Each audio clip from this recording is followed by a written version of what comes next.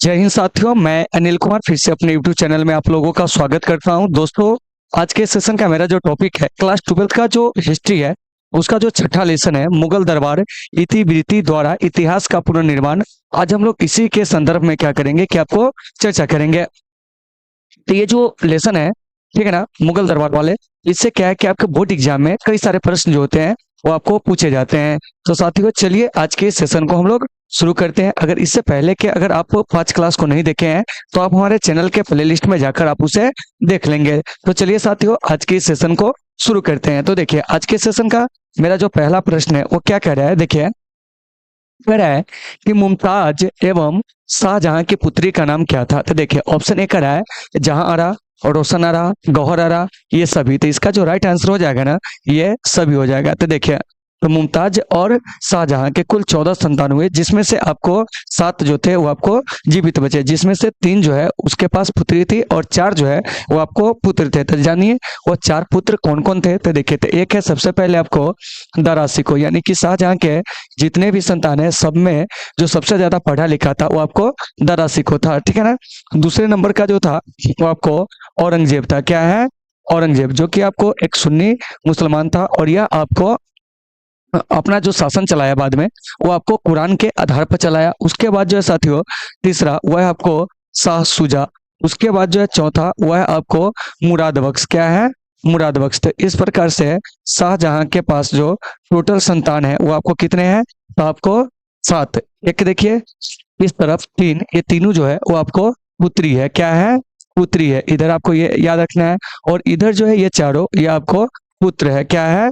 पुत्र है। तो देखिए, पुत्र में जो सबसे बड़ा है वो आपको कौन है? दारा सिको। और पुत्री में जो सबसे बड़ा है वो आपको जहांआरा। तो जहांआरा सभी बहनों में सबसे ज्यादा क्या था कि आपको पढ़ी लिखी थी। और इधर जो दारा सिको है अपने भाइयों में सबसे ज्यादा क्या था कि आपको पढ़ा लिखा था। तो मुमताज और शाहजहां के टोटल कितने संतान जीवित बचे? तो वो आपको 7। और ये सातों जो है आपको यहाँ पे उसके नाम जो है दिए गए, तो आप इसे बढ़िया से देख लोगे। तो एक का जो राइट आंसर हो जाएगा वो आपको क्या हो जाएगा? तो ऑप्शन नंबर जो डी है वो आपको बिल्कुल सही है। और आप लोगों को कैसी लग रही है एनालिसिस? आप लोग अपना फीडबैक जरूर देंगे। अगर आपको एनालिसिस काफी अच्छी लगती हो तो आप लोग अपने दोस्तों में भी इसे शेयर करेंगे। चलिए, 2 नंबर प्रश्न की ओर क्या कह रहा है। देखिए, कह रहा है कि हुमायूं का भाई कौन था।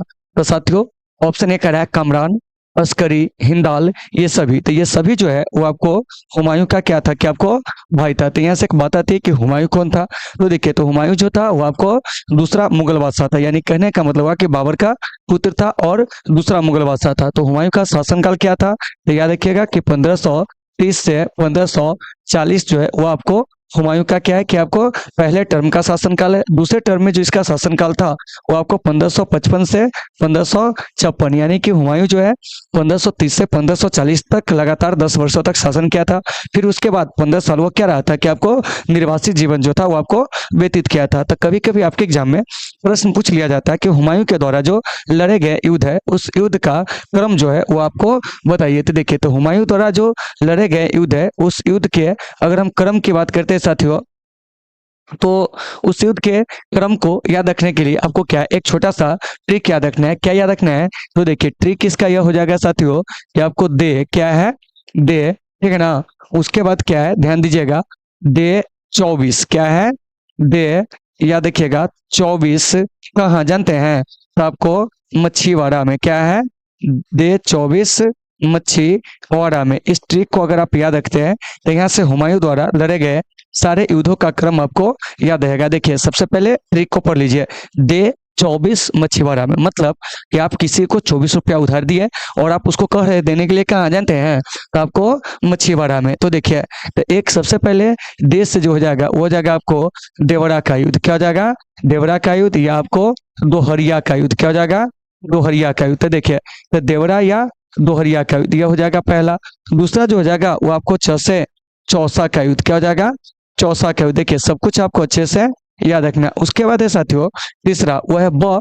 तो ब से जो हो जाएगा वो हो जाएगा आपको बिलग्राम का युद्ध। क्या हो जाएगा? बिलग्राम का क्या कहेंगे कि आपको युद्ध या कन्नौज का युद्ध। उसके बाद स से जो हो जाएगा वो आपको सरहिंद का युद्ध। क्या हो जाएगा? सरहिंद का युद्ध हो जाएगा। उसके बाद साथियों ये जो देख रहे हैं मच्छीवाड़ा, तो इससे हो जाएगा आपको मच्छीवाड़ा का युद्ध। क्या हो जाएगा? मच्छीवाड़ा का युद्ध हो जाएंगे, ठीक है ना। तो देखिए, तो यहाँ से आपको ये सारे चीज जो है आपको अच्छे से समझना है। तो यहाँ से कभी कभी प्रश्न पूछ लिया जाएगा कि बताइए कि ये जो आपको सरहिंद का युद्ध है ये आपको कब हुआ था। तो साथियों, सरहिंद का युद्ध जो होता है 1555 में, और इसी युद्ध के द्वारा हुमायूं जो होता है फिर से आपको दिल्ली की गद्दी पर क्या होता है कि आपको बैठता है। उसके बाद है मच्छीवाड़ा का युद्ध, यह भी युद्ध जो होता है 1555 में होता है। उसके बाद है साथियों बिलग्राम का युद्ध, यह युद्ध जो हुआ था 1540 में हुआ था। चौसा का युद्ध कहेंगे 1539 में हुआ था। आपको इसको अच्छे से याद रखना है। उसके बाद है देवरा या दोहरिया का युद्ध, यह हुआ था आपको 1531 में। तो देखिए, तो ये सभी जो है हुमायूं के द्वारा लड़े गए युद्धों का क्या है कि आपको क्रम है। तो आप इसको बढ़िया से याद रखोगे तो 2 का जो राइट आंसर हो जाएगा वो आपको ऑप्शन नंबर डी हो जाएगा। चलिए, उम्मीद है कि आपको ये सारे चीज समझ में आ गए होंगे। चलिए अब चलते हैं 3 में क्या कह रहा है, सुनिए। कह रहा है कि मुगल कालीन चित्रकला जो है किसके काल में चरमोत्कर्ष पर जो था वो आपको पहुंचा था। तो ऑप्शन ए कह रहा है हुमायूं, फिर कह रहा है आपको अकबर, जहांगीर, शाहजहां। तो साथियों, मुगल कालीन चित्रकला जो है ना वो आपको जहांगीर के समय में चरमोत्कर्ष पर क्या था कि आपको पहुंचा था। तो फिर यहाँ से प्रश्न आएगा कि बताइए कि ये जो आपको मुगल कालीन स्थापत्य कला है यह किसके समय में आपको चरमोत्कर्ष पर पहुंचा था। तो देखिए, तो ये जो मुगल कालीन स्थापत्य कला है वो आपको शाहजहां के काल में क्या था कि चरमोत्कर्ष पर पहुंचा था। अकबर के काल को हम लोग हिंदी साहित्य का क्या कहते थे, आपको स्वर्ण काल कहते हैं। तो साथियों, इस सभी चीज को आपको अच्छे से याद रखना है। तो कभी कभी आपके एग्जाम में क्वेश्चन पूछा जाएगा कि हिंदी साहित्य का स्वर्ण काल जो है वो किसके काल को कहा जाता है, तो क्या कहिएगा, तो आपको अकबर के काल को। तो फिर यहाँ से सभी मुगल बादशाह के काल को आपको अच्छे से याद रखना है। जैसे देखिए, हुमायूं का शासनकाल 1530 से कितना है, तो आपको 1540। फिर है आपको 1555 से 1556, यह जो है आपको हुमायूं का क्या है कि आपको काल है, यानी कि शासनकाल। इसको आपको याद रखना है। अकबर के शासनकाल की बात करेंगे तो ये आपको 1556 से क्या है, तो आपको 1605 है। इस चीज को आपको याद रखना है। जहांगीर का शासनकाल 1605 से 1600 क्या है, तो आपको 27 है। इसे आपको याद रखना है। शाहजहां का काल जो है वो आपको 1627 से जो है 1658 है। तो साथियों, इन सभी चीजों को आपको अच्छे से याद रखना है। तो कभी कभी आपके एग्जाम में क्या होते हैं कि आपको शासन काल भी जो होते हैं वो आपको पूछ दिए जाते हैं, ठीक है ना। इसलिए इन सभी चीजों को आपको बढ़िया से याद रखना है। जैसे पिछले बार के बोर्ड एग्जाम में जहांगीर के शासन काल के बारे में पूछ दिया गया था, हो सकता है कि आने वाले एग्जाम में कोई अन्य मुगल बादशाह के शासनकाल को पूछ दे, ठीक है ना। तो 3 का राइट आंसर क्या हो जाएगा, तो ये आपको ऑप्शन नंबर जो सी है वो आपको बिल्कुल राइट है। चलिए अब हम चलते हैं 4 में, और 4 नंबर प्रश्न क्या कर रहा है इस पे बात करते हैं। देखिए, कह रहा है बाबू कि रज्मनामा के नाम से किस ग्रंथ का फारसी अनुवाद किया गया था। तो देखिए, तो ऑप्शन ए कह रहा है रामायण, महाभारत, गीता, उपनिषद। इसका जो राइट आंसर हो जाएगा वो हो जाएगा आपको महाभारत है। फिर यहाँ से एक बात आती है कि महाभारत जो है मूलतः किस भाषा में लिखा गया था। तो साथियों, महाभारत जो है मूलतः यह आपको संस्कृत भाषा में क्या किया गया था कि आपको लिखा गया था। तो फिर यहाँ से एक बात आती है कि महाभारत का मूल नाम जो था वो आपको क्या था। तो याद रखिएगा कि महाभारत का मूल नाम जो था वो आपको जय संहिता था। तो जय संहिता इसको कब कहा जाता था, तो जब इसमें 8800 क्या था कि आपको श्लोक था। लेकिन जब श्लोक की संख्या बढ़कर 24,000 होती है तब इसका नाम भारत पड़ता है, और जब श्लोक की संख्या बढ़कर क्या होता है कि आपको 1 लाख होता है तब इसका नाम जो पड़ता है महाभारत या सत सहस्त्र संहिता। तो देखिए, तो इस महाभारत को ही क्या होता है कि आपको क्या कहा जाता है, तो याद रखिएगा सत सहस्त्र संहिता। क्या कहा जाता है, सत सहस्त्र संहिता जो है इसको क्या होता है कि आपको कहा जाता है। तो ये चीज भी आपको अच्छे से याद रखना है कि सत सहस्त्र संहिता जो है वो आपको किसे कहा जाता है, तो याद रखेंगे कि आपको महाभारत का। तो फिर यहाँ से एक चीज और आएंगे क्या कि ये जो रामायण है, बताइए रामायण के जो आपको मतलब कि रचयिता है वो कौन है, तो वो आपको महर्षि वाल्मीकि है। और श्रीमद् भगवत गीता जो है महाभारत का सर्वाधिक शिक्षा प्रद भाग है। और उपनिषद की संख्या पूछेंगे तो याद रखिएगा कि यह आपको 108 है। तो देखिए, तो जैसा भी आपके एग्जाम में प्रश्न पूछे जाए आप उसे बढ़िया से देख लोगे। तो 4 का राइट आंसर जो हो जाएगा वो आपको ऑप्शन नंबर बी हो जाएगा। चलिए, तो अगर हम यहाँ से एक प्रश्न और घुमा के पूछते कि बताइए कि किस जो आपको ग्रंथ है या कौन से ऐसे आपको मतलब सनातनी ग्रंथ है या हिंदू ग्रंथ है जिसका क्या हुआ था कि आपको फारसी में अनुवाद हुआ था रज्मनामा के नाम से, तो आप कहोगे महाभारत का। और महाभारत क्या है, तो विश्व का सबसे बड़ा क्या है कि आपको महाकाव्य है। ये सारे चीज आपके एग्जाम में पूछे जा सकते हैं, इसीलिए आप इसे बेहतर तरीके से याद रखेंगे। चलिए अब हम चलते हैं 5 में। देखो बाबू, 5 में क्या कर रहा है इस पे चर्चा करते हैं। देखिए, कह रहा है कि गुलबदन बेगम किसके आग्रह पर हुमायूं नामा जो है वो आपको लिखा था? देखिए ऑप्शन ए कह रहा है अकबर, हुमायूं, बाबर, अबुल फजल। तो देखिए तो गुलबदन बेगम जो है ना वो आपको अकबर के कहने पर हुमायूं नामा जो है वो आपको लिखा था। तो हुमायूं नामा से हमें हुमायूं के बारे में क्या होती है कि आपको विशेष जानकारी मिलती है। तो ये जो देख रहे हैं हुमायूं नामा की लेखिका गुलबदन बेगम, यह हुमायूं की क्या थी कि आपको सौतेली बहन थी और अकबर की क्या थी तो आपको बुआ थी। तो अकबर के कहने पर ही उसने क्या किया था, गुलबदन बेगम ने हुमायूं नामा को क्या किया था कि आपको लिखा था। तो फिर यहाँ से एक बात आती है कि बताइए ये जो अकबर है इसका शासनकाल क्या है? तो 1556 से 1600 क्या है कि आपको 5 है। उसके बाद है हुमायूं। तो देखिए हुमायूं जो था वो आपको ज्योतिष में विश्वास रखता था, इस बात को आपको अच्छे से याद रखना है। और हुमायूं का शासनकाल कहेंगे तो आपको 1530 से क्या है 1540 है, फिर आपको 1555 से क्या है कि आपको 1556 है, इसे आपको याद रखना है। फिर है आपको बाबर। तो बाबर ने अपनी आत्मकथा स्वयं लिखा था जिसका नाम है आपको बाबरनामा। क्या है? बाबरनामा। और ये जो बाबरनामा है वो आपको किस भाषा में लिखा गया है? तो ये आपको चगतई भाषा में लिखा गया है। किस में लिखा गया है? चगतई भाषा में। फिर क्या होता है 1581 में अब्दुल रहीम खान खाना ने तुजू के बाबरी के नाम से इसी बाबरनामा का क्या करता है कि आपको फारसी में अनुवाद करता है। तो इसको आपको अच्छे से याद रखना है। फिर आपको अबुल फजल। तो देखिए अबुल फजल ने क्या किया था कि आपको आइन ए अकबरी करके क्या किया था कि आपको एक ग्रंथ लिखा था जिससे आपको अकबरकालीन कृषि के बारे में जानकारी मिलती है।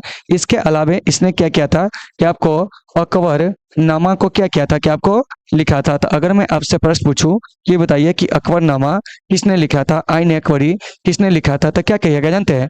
वो आपको अबुल फजल ने लिखा था।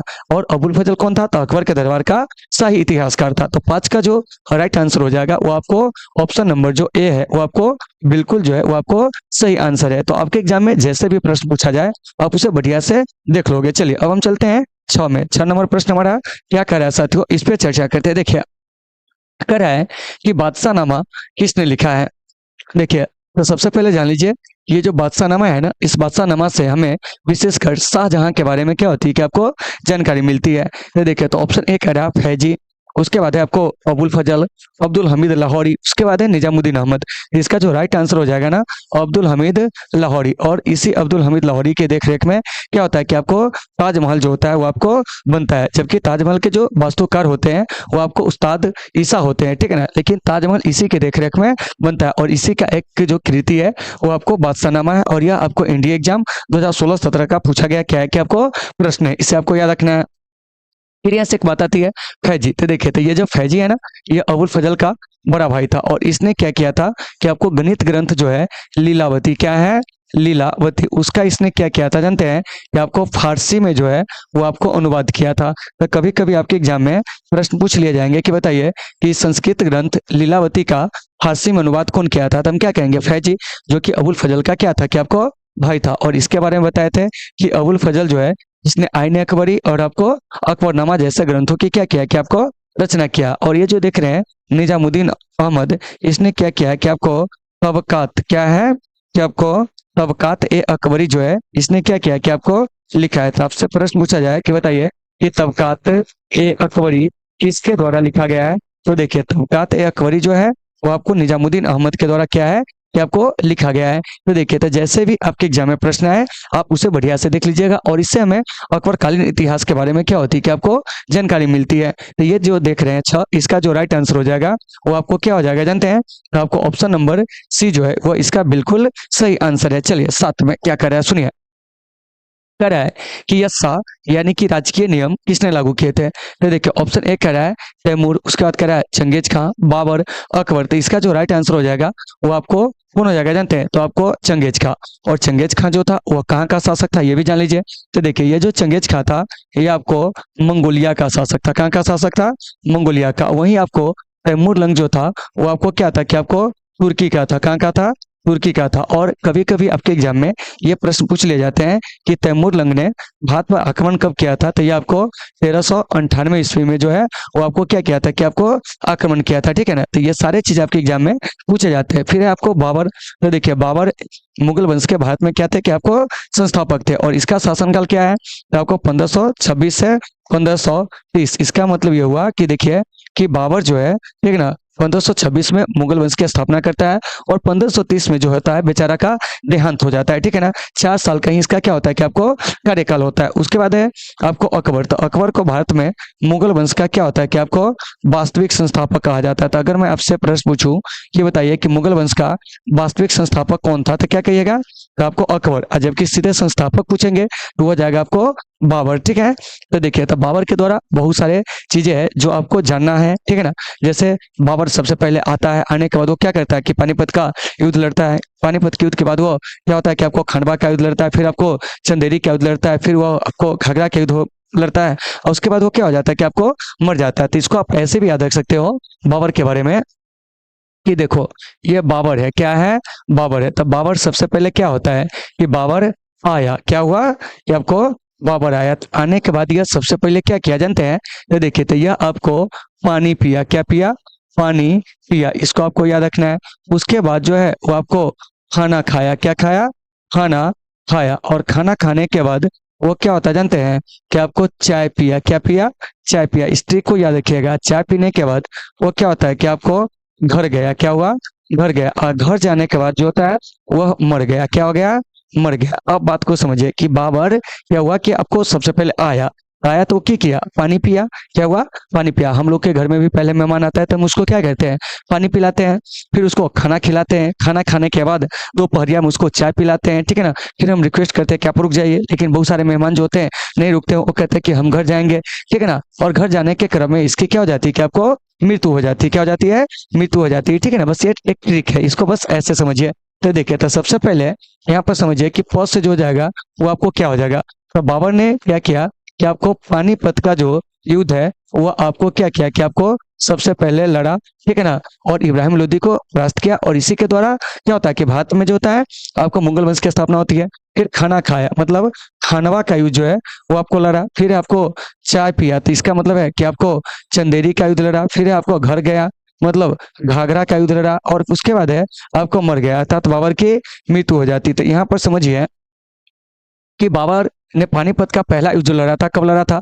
ये देखिए, 1526 में इब्राहिम लोदी को परास्त किया था। खानवा के युद्ध में इसने क्या किया था कि आपको राणा संगा को 1527 में क्या किया था कि आपको परास्त किया था, आपको याद रखना है। उसके बाद चंदेरी का युद्ध हुआ था 1500 कितना में? आपको 28 में। इसमें इसने मेदिनी राय को परास्त किया था। और उसके बाद घाघरा के युद्ध में इसने क्या किया था? 1529 में अफगानों को परास्त किया था। और उसके बाद जो होता है बेचारा घर जाता है। घर जाने के बाद इसकी मृत्यु हो जाती है। मृत्यु कब हो जाती है? 1530 में। तो इस प्रकार से ये सारे चीज आपको अच्छे से याद रखना है। तो 7 का जो राइट आंसर हो जाएगा वो आपको क्या हो जाएगा? तो ऑप्शन नंबर बी हो जाएगा। तो देखिए, आप इन सभी चीजों को अच्छे से याद रखिएगा। देखिए, और इस लेसन में थोड़ी समय लगेगी क्योंकि ये लेसन जो है काफी लॉन्ग है, ठीक है ना। तो इसमें थोड़ा सा समय लगेगा, लेकिन आपके एग्जाम में एक भी प्रश्न जो होंगे वो आपको नहीं छूटेंगे। चलिए 8 में क्या कह रहा है सुनिए। कह रहा है कि हुमायूंनामा का अंग्रेजी अनुवाद किसने किया था? तो देखो बाबू, हुमायूंनामा का अंग्रेजी अनुवाद जो किए थे ना वो आपको हेनरी बेवरिज। कौन है? Henry Beveridge. इसके अलावे देखिए, हुमायूंनामा के अलावे इन्होंने क्या किया था कि आपको अकबरनामा, क्या है?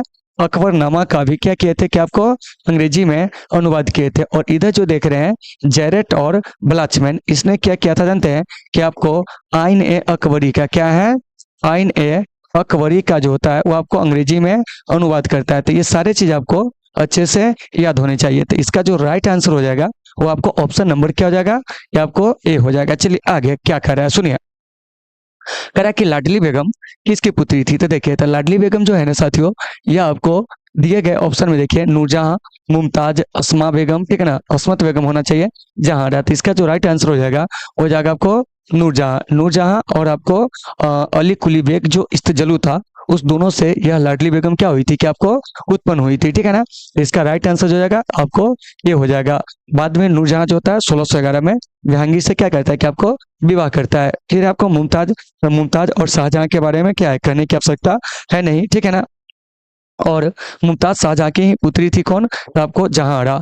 और अस्मत बेगम जो थी वो आपको नूरजहां की क्या थी कि आपको माँ थी, इस बात को याद रखिएगा। और अस्मत बेगम ने ही सबसे पहले गुलाब से जो है इत्र निकालने की जो विधि है उसकी क्या की थी कि आपको खोज की थी। तो 9 का जो राइट आंसर हो जाएगा वो आपको ऑप्शन नंबर ए हो जाएंगे। चलिए 10 में क्या कह रहा है सुनिए। कह रहा है साथियों कि फतेहपुर सिकरी को राजधानी जो बनाया था वो कौन बनाया था? तो देखिए, ऑप्शन ए कह रहा है अकबर, जहांगीर, शाहजहां, बाबर। तो देखिए, तो ये जो फतेहपुर सिकरी है ना, इसको जो राजधानी बनाया था बाबू वह आपको अकबर बनाया था। कौन बनाया था?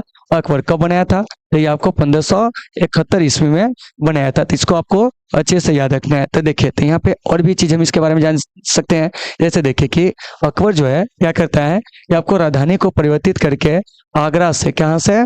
आगरा से 1571 में कहाँ लाता है? तो आपको फतेहपुर सिकरी लाता है। इसको आपको याद रखना है। फिर इसने क्या किया कि 1585 में, कितना में?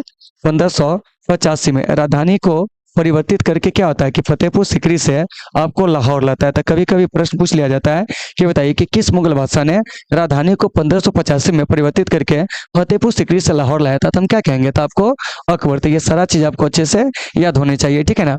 तो ये जो देख रहे हैं 10, इसका राइट आंसर जो हो जाएगा वो आपको ए हो जाएगा, ठीक है ना। और अकबर जो है इसे मुगल वंश का सबसे महान शासक जो है वो आपको कहा जाता है। और इसके काल में सबसे ज्यादा आपको साम्राज्य का क्या हुआ था कि आपको विस्तार हुआ था। चलिए अब चलते हैं 11 में। क्या कह रहा है सुनिए। कह रहा है कि दरबार में, मुगल दरबार में अभिवादन का तरीका कौन सा था? ये देखिए, कह रहा है कि आपको कोर्निस, उसके बाद है आपको सिजदा, सजदा नहीं सिजदा, क्या है? सिजदा। उसके बाद है आपको पायवोस, क्या है? पायवोस। तो देखिए, तो मुगल दरबार में जो अभिवादन का तरीका था ना, वो आपको कोर्निस था, सिजदा था, पायवोस था, ये सभी था। क्या है? ये सभी था। तो ऑप्शन नंबर डी इसका राइट आंसर हो जाएगा। तो फिर यहाँ से एक बात हो जाएगी, ये बताइए कि सिजदा और पायवोस किसने शुरू किया था? तो ये आपको दिल्ली सल्तनत के शासक जो है बलबन, उसी के द्वारा इसको शुरू किया गया था, ठीक है ना। तो ये सब याद रखिएगा। कोर्निस जो है यह भी आपको मुगल दरबार में अभिवादन का एक तरीका था। इसके अलावा आपको जमी बोस हो गया, क्या हो गया? जमी बोस हो गया। यह भी आपको मुगल दरबार में क्या था कि आपको अभिवादन का तरीका था। तो देखिए, तो कोर्निस हो, सिद्धा हो, पायवोस हो, जमी बोस हो, इसके अलावा आपको चार तस्लीम हो, ये सभी जो है दरबार में अभिवादन का तरीका था, ठीक है ना। तो 11 का राइट आंसर डी हो जाएगा। आगे देखिए क्या कह रहा है कि अकबर ने किस वर्ष में दीन ए इलाही धर्म जो था वो आपको चलाया था? तो देखिए, तो अकबर जो है सभी धर्मों में विश्वास करता था। इसीलिए इसने क्या किया था कि ये जो दीन ए इलाही धर्म है, कोई एक धर्म का क्या था कि आपको बातें नहीं थी, इसमें सभी धर्मों के अच्छी अच्छी बातों को क्या किया गया था कि आपको रखा गया था। तो दीन ए इलाही जो है वो आपको अकबर के द्वारा 1581 में जो था वो आपको चलाया गया था। तो ऑप्शन नंबर जो डी है वो आपको इसका बिल्कुल राइट आंसर हो जाएगा। तो देखिए, तो इसमें और भी चीज है जिसके बारे में हम लोग जानते हैं। जैसे देखिए 1579 में, तो 1579 में अकबर जो है वो आपको मजहर की घोषणा करता है। किसकी घोषणा करता है? मजहर की। तो आपके एग्जाम में प्रश्न पूछा जाएगा कि अकबर ने मजहर की घोषणा किस वर्ष किया था? तो क्या कहोगे? 1579 में। 1564 में जो होता है अकबर आपको जजिया कर को क्या कर देता है कि आपको समाप्त कर देता है। तो यहाँ से प्रश्न पूछा जाएगा कि जजिया कर को किस मुगल बादशाह ने समाप्त किया था? तो क्या कहोगे? तो आपको अकबर ने। कब? तो 1564 में। 1562 में अकबर जो होता है वो आपको दास प्रथा को क्या करता है कि आपको अंत करता है, और स्वयं को जो होता है वो आपको हरम दल से क्या है? हरम दल से मुक्त कर लेता है। इसके अलावा स्वयं को जो होता है पेटीकोट शासन से क्या करता है कि आपको मुक्त करता है। कब? तो आपको 1562 में। तो देखिए, तो अकबर के द्वारा क्या है कि आपको जो कुछ प्रमुख कार्य किए गए उस सभी प्रमुख कार्यों को आप लोग क्या करेंगे? याद रखेंगे। मेरा प्रयास है कि जितना तक हो सके सारे को हम इसमें कवर करने का प्रयास करेंगे। तो 12 का जो राइट आंसर हो जाएगा मेरे भाई वो आपको ऑप्शन नंबर क्या हो जाएगा? तो आपको डी हो जाएगा। अगर 1581 ऑप्शन में नहीं रहे तो आप मारोगे 1582। तो उम्मीद है कि आपको ये सारे चीज जो है समझ में आ गए होंगे। चलिए अब हम चलते हैं आगे 13 नंबर प्रश्न में। देखिए क्या कह रहा है सुनिए। कह रहा है क्या, समझिए कि दारा एवं शाहजहां के पास आगरा में रहती थी कौन? तो देखिए, तो दारा एवं शाहजहां के पास आगरा में जो है वो आपको कौन रहती थी जानते हैं? तो वह आपको जहांरा। कौन है? जहांरा। तो ऑप्शन नंबर जो ए है इसका यह क्या हो जाएगा कि आपको राइट आंसर हो जाएगा। तो देखिए, तो ये जो दारा सिको है, ठीक है ना, तो यह दारा सिको जो है कौन है? तो शाहजहां का बड़ा पुत्र है, ठीक है ना। शाहजहां की बड़ी बेटी कौन है? तो आपको जहांरा। तो देखो, तो दारा और जहांरा आपस में भाई बहन हो गए। तो ये दोनों बड़े भाई जो है, ठीक है ना, बड़े भाई बहन दोनों, अपने बहन में ये बड़ी और भाई में ये बड़ा, दोनों जो था अपने पिता शाहजहां के पास आगरा में क्या था कि आपको रहता था। वहीं आपको रोशन आरा जो है औरंगजेब के साथ दक्षिण भारत में रहती थी। तो सारे चीज को आपको अच्छे से याद रखना है। तो 13 का राइट आंसर वो आपको ऑप्शन नंबर ए हो जाएगा। चलिए आगे 14 में देखिए क्या कह रहा है कि दिल्ली में चांदनी चौक का निर्माण जो है किसने कराया था? तो साथियों, दिल्ली में चांदनी चौक का जो निर्माण करवाया था ना वो आपको जहां आरा ने करवाया था। तो ऑप्शन नंबर ए जो है वो आपको इसका बिल्कुल राइट आंसर है। यहाँ से एक प्रश्न आएगा कि बताइए कि चांदनी चौक के पास जो है आपको भारत का सबसे बड़ा मस्जिद जो है वो आपको स्थित है, उसे हम लोग नाम से जानते हैं। तो उसको हम लोग जामा मस्जिद के नाम से क्या करते हैं कि आपको जानते हैं। तो 14 का राइट आंसर क्या हो जाएगा, तो आपको ये हो जाएगा। और देखिए सारे चीजों को आपको बढ़िया से याद रखना है। देखिए थोड़ा सा समय लगेगी, ठीक है ना, लेकिन इस लेसन को अगर आप बढ़िया से कवर कर लेते हैं तो आपके एग्जाम में एक भी ऐसे प्रश्न नहीं है जो आपसे छूटेंगे। चलिए 15 में चलते हैं, क्या कर रहा है सुनिए। कह रहा है कि बाबर चंगेज खां का कौन सा वंशज था। तो देखिए च से शुरू हो रहा है, ठीक है ना। तो देखिए ऑप्शन कर रहा है 5वां, 7वां, 12वां, 14वां, च से। तो याद रखिएगा कि बाबर जो है चंगेज खां का 14वां वंश था। क्या था, 14वां। वो भी कैसे, तो अपने मातृपक्ष की ओर से। किसकी ओर से है, मातृ पक्ष की ओर से, मतलब अपने माता की ओर से चंगेज खां का क्या वंश था, तो आपको 14वां था। और अपने पिता की ओर से क्या है, पिता की ओर से पितृ पक्ष की ओर से। किससे, पितृ पक्ष की ओर से ये किसका वंशज था जानते हैं, तो ये आपको तैमूर का वंशज था। किसका वंशज था, तैमूर को। इसीलिए बाबर स्वयं को क्या कहा था, आपको तैमूरी कहा था। अगर मैं आपसे प्रश्न पूछूं, ये बताइए कि बाबर जो है तैमूर लंका कौन सा वंशज था, तो कहिएगा 5वां। और पूछेंगे कि बताइए कि आपको मतलब कि अपने माता की ओर से चंगेज खां का कौन सा वंशज था, तो कहेंगे 14वां था। यहाँ किससे पूछा जा रहा है, तो आपको चंगेज खां का पूछा जा रहा है, यानी मातृपक्ष की ओर से पूछा जा रहा है। तो इसका जो राइट आंसर हो जाएगा वो आपको डी हो जाएगा। तो इस सभी को आपको अच्छे से याद रखना है। और बाबर स्वयं को क्या कहा, तैमूरी। और उसने अपने पिता के, ठीक है ना, नाम से ही अपने शासन को चलाना क्या किया कि आपको अच्छा समझा। चलिए अब हम चलते हैं 16 में, क्या कर रहा है सुनिए। कह रहा है कि गुलबदन बेगम कौन थी। तो देखिए ऑप्शन ए कह रहा है नर्तकी, उसके बाद कह रहा है आपको गायिका, लेखिका, नायिका। तो इसका जो राइट आंसर हो जाएगा ना, वो हो जाएगा आपको कौन जानते हैं, तो आपको लेखिका। और इसी गुलबदन बेगम ने क्या किया कि अकबर के कहने पर एक ग्रंथ लिखा था, उसका नाम है आपको हुमायूंनामा। क्या है, हुमायूंनामा। तो याद रखिएगा कि हुमायूंनामा जो है गुलबदन बेगम ने किसके कहने पर लिखा था जानते हैं, तो आपको अकबर के कहने पर। अकबर और गुलबदन बेगम दोनों में क्या संबंध था, तो आपको यानी कि भतीजा और फूफी का जो था वो आपको संबंध था, ठीक है ना। तो 16 का राइट आंसर जो हो जाएगा वो आपको सी हो जाएगा। देखिए और सारे चीज आपको गहनता से थोड़ा सा क्या करना है कि आपको पढ़ना है। जितना अच्छा सभी पढ़िएगा आपका रिजल्ट जो होगा उतना बेहतर आएगा। और देखिए ये जो टॉपिक है वो केवल 11th-12th वालों के लिए ही नहीं है, ठीक है ना, विशेषकर 12th वालों के लिए नहीं है, ये आपको कॉम्पिटिटिव स्टूडेंट्स के लिए भी है, ठीक है ना। चलिए अब चलते हैं आगे, क्या कह रहा है सुनिए। कह रहा है कि अकबर का संरक्षक बनकर किसने शासन किया था। तो देखिए ऑप्शन ए कह रहा है बैरम खां, मुनीम खां, अब्दुल लतीफ, हुमायूं। तो देखिए तो ये जो देख रहे हैं अकबर का संरक्षक बनकर जो शासन किया था बैरम खां, कब तक किया था, तो 1556 में इसका संरक्षक बना।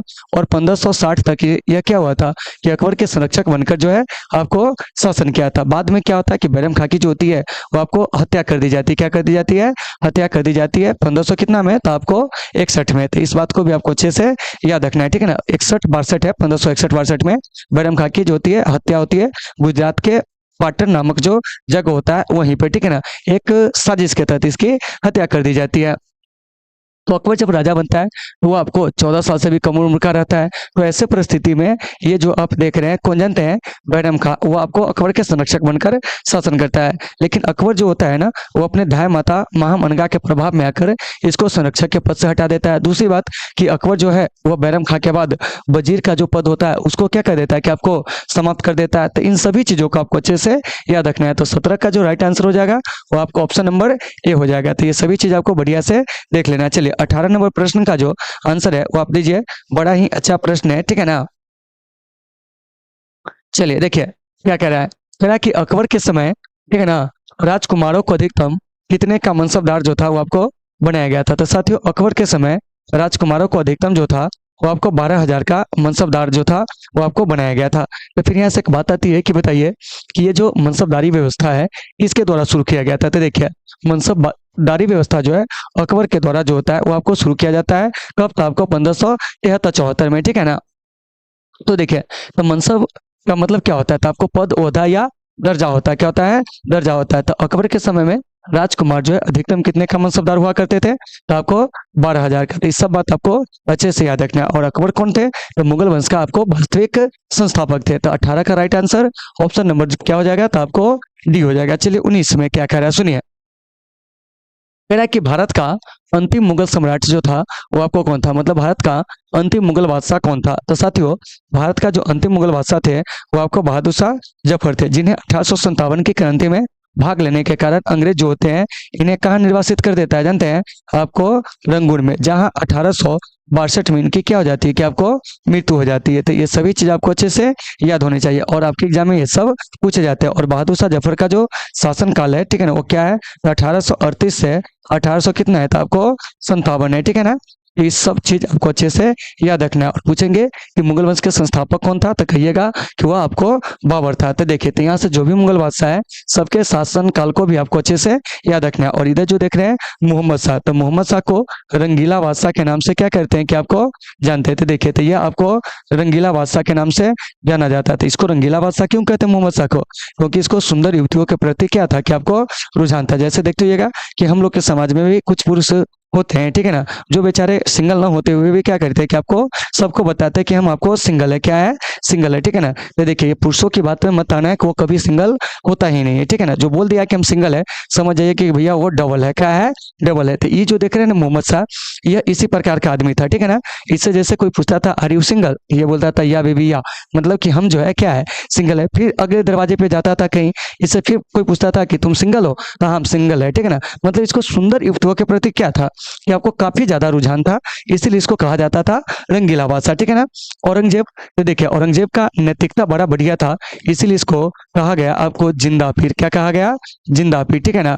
दूसरी बात, इसको हम लोग आलमगीर के नाम से भी क्या करते हैं कि आपको जानते हैं। तो आपके एग्जाम में प्रश्न आएंगे कि बताइए कि जिंदा पीर और आलमगीर के नाम से किसको जानते हैं, औरंगजेब को। उसके बाद आपको शाहजहां, तो शाहजहां के काल को मुगल स्थापत्य कला का क्या कहते थे, आपको स्वर्ण काल कहते हैं, ठीक है ना। तो ये सभी चीज आपको अच्छे से याद होनी चाहिए। तो 19 का जो राइट आंसर हो जाएगा बाबू, वो आपको ऑप्शन नंबर डी हो जाएगा। चलिए 20 में क्या कह रहा है सुनिए। तो 20 में कह रहा है, देखिए क्या, ध्यान से समझिएगा, कह रहा है कि मुगल चित्रकला किसके समय चरमोत्कर्ष पर जो है वो आपको पहुंची थी। तो देखिए, तो मुगल चित्रकला जो है ना, वो आपको जहांगीर के समय जो था वो आपको चरमोत्कर्ष पर क्या हुआ था कि आपको पहुंचा था। और शाहजहां के काल में कहेंगे तो मुगल स्थापत्य कला जो है वो आपको क्या हुआ था कि आपको चरमोत्कर्ष पर पहुंचा था। तो ये सभी चीज आपको अच्छे से याद रखना है। फिर अकबर के काल में, इसे हिंदी साहित्य का स्वर्ण काल कहा जाता है, इसे आपको याद रखना है। बाबर की ऐसी कोई उपलब्धि नहीं है, बस बाबर के बारे में यह याद रखिएगा कि बाबर जो था भारत में मुगल एम्पायर का, यानी कि मुगल साम्राज्य का क्या था आपको संस्थापक था, क्या है, संस्थापक था। तो आपसे क्वेश्चन पूछा जाएगा कि मुगल साम्राज्य का संस्थापक जो है भारत में किसे कहा जाता था, क्या कहेंगे जानते हैं, तो आपको बाबर को कहा जाता है। तो ये सारे चीज आपको अच्छे से याद रखना है। तो 20 का जो राइट आंसर हो जाएगा वो आपको ऑप्शन नंबर सी हो जाएगा। चलिए 21 में क्या कह रहा है सुनिए। कह रहा है कि तुजु के जहांगीरी की रचना जो है वो आपको किसने की थी। तो देखिए ऑप्शन ए कह रहा है अब्बास खान सरवानी, गुलबदन बेगम, जहांगीर, नूरजहां। तो देखिए, तो तुजु के जहांगीरी सबसे पहले एक आत्मकथा है, क्या है, आत्मकथा है, मतलब कि आपको ऑटोबायोग्राफी है, ठीक है ना।